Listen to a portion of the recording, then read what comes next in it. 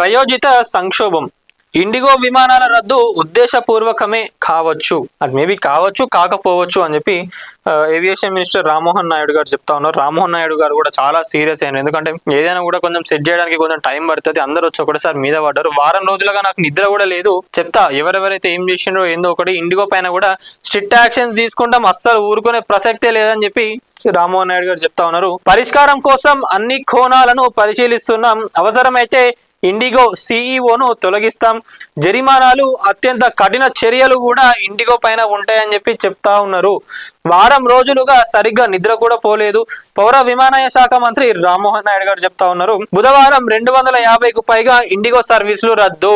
IndiGo సర్వీసులు రద్దు అయినప్పుడు మరి ఆల్టర్నేట్ గా ఏమున్నాయి నాయనా అని చూసుకుంటే ఆడ spice jet, air India, Vistara కొన్నే ఉన్నాయి. గతంలో కూడా చాలా మంది కూడా విమాన ఏవియేషన్ ఏదైతే ఉందో దీంట్లో రావాలని చెప్పి కూడా అనుకున్నారు. కానీ అప్పుడు ఏమైంది, ఎవరిని కూడా రానియలేదు, తొక్కేసిండ్రు. ఈ కంపెనీలు ఏవైతే ఉన్నాయో వాళ్ళందరినీ కూడా తొక్కేసిండ్రు. ఎందుకు మన హీరో రామ్ చరణ్ గారు కూడా అప్పట్లో ఇదే బిజినెస్ పెడదామని వస్తే రానియలేదు. మరి ఈ రోజు ఇండిగో కాకుంటే ఇక ఆల్టర్నేట్ ఏముంది అని చూసుకుందాం అనే లోపే 3,000 4,000 ఉండాల్సిన టికెట్ ధర 30,000 40,000 దాటి టికెట్ల ప్రైస్ పోతా ఉన్నది. మరి దీనిపైన మీరు ఎందుకు స్పందించలేదు? అంతగానం రేట్లు పెరుగుతున్నప్పుడు మీరు ఏం పీకుతున్నారని చెప్పి హైకోర్టు అయితే గట్టిగా కౌంటర్ ఇచ్చింది. మరి ఇండిగో పైన కూడా ఇన్వెస్టిగేషన్ చేయాలి, మరి ఏం చేస్తున్నారు ఏందని ఒక కమిటీ వేసి కూడా కొంతమంది అధికారులను పెట్టడం జరిగింది. రామ్మోహన్ నాయుడు కూడా చాలా సీరియస్ గానే ఉన్నారు. సంక్షోభం భారీగా విమానాల రద్దు ఉద్దేశపూర్వకమే అయి ఉండవచ్చని పౌర విమానయాన శాఖ మంత్రి రామ్మోహన్ నాయుడు పేర్కొన్నారు. సంక్షోభం ముందు వరకు ఉన్న పరిస్థితి, విమానాల సర్వీసుల నిర్వహణ తీరును చూస్తే అసలు ఇలా ఎట్లా జరుగుతుంది ఏందనే దానిపైన కూడా మొత్తం చూస్తామని చెప్పడం జరిగింది.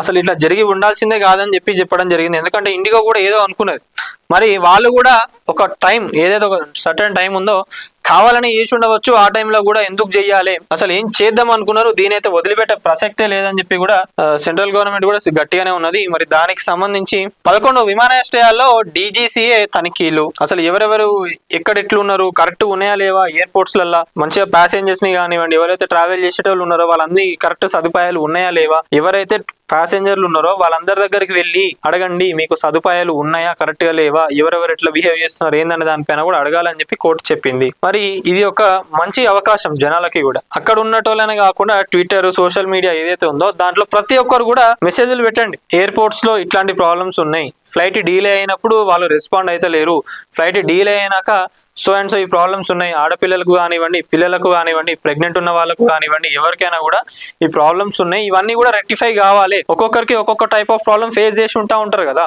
అవన్నీ కూడా మీరు ట్విట్టర్ లో పెట్టి కొట్టండి. అందరికి మినిస్టర్లకు ఇంకా ఎవరైతే ఉన్నారో వాళ్ళందరికీ కూడా ట్విట్టర్లో వేసి గట్టిగా కొట్టండి, అప్పుడు రెస్పాండ్ అవుతారు. వాళ్ళు వచ్చి మనం అడుగుడు కన్నా మనమే ఫస్ట్ రెస్పాండ్ అయ్యి కొడితే అయిపోతుంది కదా. సో ఇది దీనికి సంబంధించి సంక్షోభ పరిష్కారం సరే ముందేం చేశారు అని చెప్పి హైకోర్టు అడిగింది. పెద్ద సంఖ్యలో ఇండిగో విమానాల రద్దు సంక్షోభానికి పరిష్కరించేందుకు ప్రభుత్వం మంచి చర్యలే చేపట్టింది, కానీ అసలు ఈ పరిస్థితి ఎందుకు వచ్చింది, అప్పటి వరకు ప్రభుత్వం ఏం చేస్తుందని చెప్పి ఢిల్లీ హైకోర్టు గట్టిగానే అడిగింది, కేంద్రాన్ని గట్టిగానే అడిగింది. ఒకవైపు సంక్షోభం కొనసాగుతుంటే మరోవైపు ఇతర విమానాల సంస్థలు భారీగా ఛార్జీలు పెంచాయనడాన్ని మీరు ఎట్లా అనుమతించిండ్రు అని చెప్పి నిలదీసింది. ఇండిగో సంక్షోభం నేపథ్యంలో ప్రయాణికుల ఇబ్బందులు తొలగించడం ఎలా, టికెట్ ఛార్జీలు పూర్తిగా రీఫండ్ చేయించేలా కేంద్రాన్ని ఆదేశించాలంటూ దాఖలు ప్రజాహిత వాద్యంపై చీఫ్ జస్టిస్లు వీళ్ళందరూ కూడా చెప్పడం జరిగినది. అదే అంటున్నా ఏంటంటే అసలు చాలా మంది కూడా అసలు ఎయిర్పోర్ట్ లో చూస్తే సరే ఆల్టర్నేట్ గా అర్జెంట్ ఉన్న వాళ్ళు ఏదైనా ఫ్లైట్ పోదామంటే విత్ ఇన్ సెకండ్స్ ఇట్లా మినిట్స్ లో ఇట్లా పెంచి పడేసిండ్రు వేరే ఫ్లైట్ రేట్స్ కూడా. మరి దానిపైన మీరు ఎందుకు రెస్పాండ్ కావాలని చెప్పి కూడా గట్టి వేసుకున్నది హైకోర్టు. మరి ఒకటే అంటున్నా ఏంటంటే ఇండిగో ఆల్మోస్ట్ చూసుకున్నట్లయితే 60% ఏవియేషన్ లో ఉన్నది. ఇండిగో కాకుండా ఇంకా వేరే విమానాలు ఇంకా వేరే ఎవరైనా కొత్తగా కూడా వస్తే ఈ ప్రాబ్లం ఇవాళ ఉండకపోతుండే కావచ్చు. ఆల్టర్నేటివ్ ఒకటి ఉండాలి కదా. సరే ఆల్టర్నేటివ్ పోదాం అనుకున్నప్పుడు ఏమైంది, అడ్డగోలు రేట్లు పెంచి పడేసిండ్రు వీళ్ళు. మరి దానిపైన కూడా వీళ్ళు నియంత్రణ తీసుకురావాలి కదా. ఒకటే సార్ మీరు స్ట్రిక్ట్ రూల్స్ తీసుకుంటే మళ్ళీ ఫ్యూచర్ లో ఇట్లాంటి పనులు ఏవి కావు. వేరే వాళ్ళు రేట్లు పెంచాలన్నా అరే టైం దొరికింది కదా రేట్లు పెంచి దున్నుకుందామన్న ఆలోచన కూడా వాళ్ళకి రాకుండా ఉండాలంటే మీరు వీళ్ళపైన కఠినమైన చర్యలు తీసుకుంటేనే అవన్నీ కూడా అవుతాయి. ప్రజలను అడగండి, ట్రావెలర్స్ ఎవరైతే ఉన్నారో వాళ్ళందరినీ కూడా అడగండి, ఎందుకంటే పైసలు పెట్టి పోయేది వాళ్ళే కదా. వాళ్ళని అడిగితే ఏమేం ప్రాబ్లమ్స్ ఉన్నాయి ఏందనేది దానిపైన రెక్టిఫై చేస్తే ప్రజలకు అప్పుడు నమ్మకం కలుగుతుంది. మరి దీనిపైన మీరేమనుకుంటారు ఏందనేది ఒకసారి మీ కామెంట్ లో చెప్పండి. వీడియో చూస్తున్న వాళ్ళు ఎవరైతే ఉన్నారో ప్రతి ఒక్కరు వీడియోని లైక్ చేయండి, షేర్ చేయండి, కామెంట్ చేయండి, అట్లనే ఛానల్ని సబ్స్క్రైబ్ చేసుకోండి. Thank you.